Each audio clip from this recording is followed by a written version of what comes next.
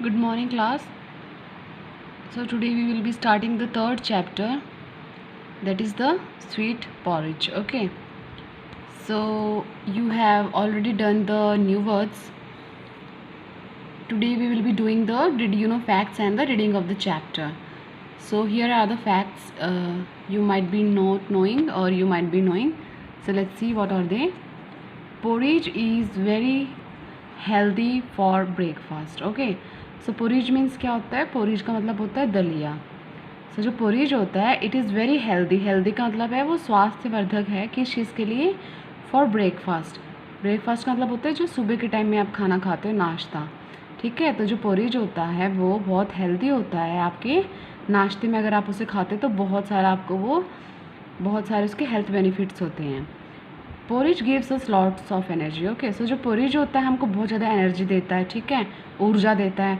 In keeps our stomach full. Stomach means आपका जो पेट है उसको फुल रखता है, यानी कि अब जब आप पोरिज खाते हैं तो बहुत जल्दी आपका पेट भर जाता है और साथ ही साथ वो बहुत ही न्यूट्रिएंट फूड भी है.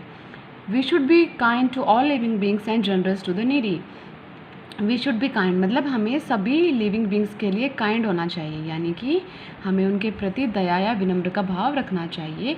जेनरस का मतलब होता है दया भाव रखना या फिर विनम्र होना सभी के लिए. टू द नीडी मीन्स जिसको किसी चीज़ की नीड है, जिसको किसी चीज़ की रिक्वायरमेंट है. ठीक है, ज़रूरतमंद लोगों को आपको उनकी हमेशा हेल्प करनी चाहिए. ठीक है, so children, now we will be doing the reading of the chapter. So let's start the reading of the chapter. Once upon a time there was a little girl named Anna. ठीक है, तो एक time की बात है. Little girl एक लड़की थी छोटी सी जिसका नाम क्या था? Anna. Okay, she lived with her mother. So वो किसके साथ रहती थी? वो अपनी मदर के साथ रहती थी. ठीक है, they were very poor and did not have anything to eat. Okay, so she lived with her mother. मतलब वो जो थी, she means एना जो थी वो अपनी मम्मी के साथ रहती थी. they were very poor और वो लोग बहुत ही गरीब थे. and did not have anything to eat और उनके पास खाने के लिए कुछ भी नहीं था. they survived तो वो अपना जो जीविका या फिर जो अपना जीवन यापन कैसे करते थे? By eating fruits. वो क्या करते थे? उनके पास खाने के लिए कुछ नहीं था क्योंकि वो वेरी पुअर थे. सो वो ईटिंग फ्रूट्स, वो फ्रूट्स को ईट करते थे. और फ्रूट्स उनके पास कहाँ से आते थे?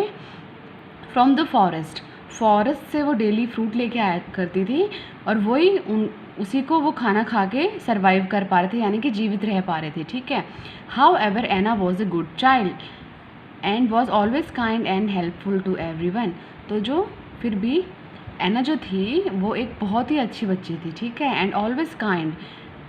अब इसमें बताया कि एना वॉज वेरी पुअर. ठीक है, भले ही वो पुअर थी लेकिन वो फिर भी सबकी हेल्प करती थी. जितना भी सामान उसके पास अवेलेबल होता था वो उसमें भी कोशिश करती थी कि वो सबकी हेल्प करे. Okay, so she was always kind and helpful to everyone. तो सबके लिए वो बहुत ही काइंड थी, बहुत ही दया थी उसमें, सबके लिए विनम्र भाव रखती थी और हेल्पफुल थी, सबकी मदद करती थी वो. ठीक है, तो one day while Anna was in the forest collecting fruits. तो एक दिन क्या हुआ? Anna was in the forest. जब एना जो थी फॉरेस्ट में थी, शी वॉज कलेक्टिंग फ्रूट्स मतलब फ्रूट्स को वो इकट्ठा करी थी खाने के लिए. She met an old women. तो उसे एक बूढ़ी औरत, मेट एन ओल्ड मतलब बूढ़ी, वेमेन मीन्स औरत. तो उसे कौन मिला? एक ओल्ड वीमेन मिली. This women had special powers. तो जो ये ओल्ड वीमेन थी इसके पास स्पेशल पावर्स थे, इसके पास कुछ जादुई शक्तियाँ थी, कुछ खास ताकतें थी. And knew that Anna was sad and wanted food for herself and her mother. तो क्योंकि उस ओल्ड वीमेन के पास जो स्पेशल पावर्स थी तो उसने अपनी स्पेशल पावर से ये जान लिया कि जो एना है वो सैड है. और एना सैड क्यों है? क्योंकि उसको फूड चाहिए अपने लिए, her self and her mother, और अपनी मदर के लिए उसे फूड चाहिए, इसलिए वो सैड है. She also knew that Anna was a kind girl and wanted to reward her. और शी ऑल्सो न्यू मतलब उसे ये भी पता था कि जो एना है वो एक काइंड गर्ल है, मतलब कि बहुत अच्छी लड़की है, बहुत ही अच्छे स्वभाव की है. And so the old women wanted to reward her. तो वो उसे कुछ प्रेजेंट करना चाहती थी, वो उसे कुछ गिफ्ट करना चाहती थी.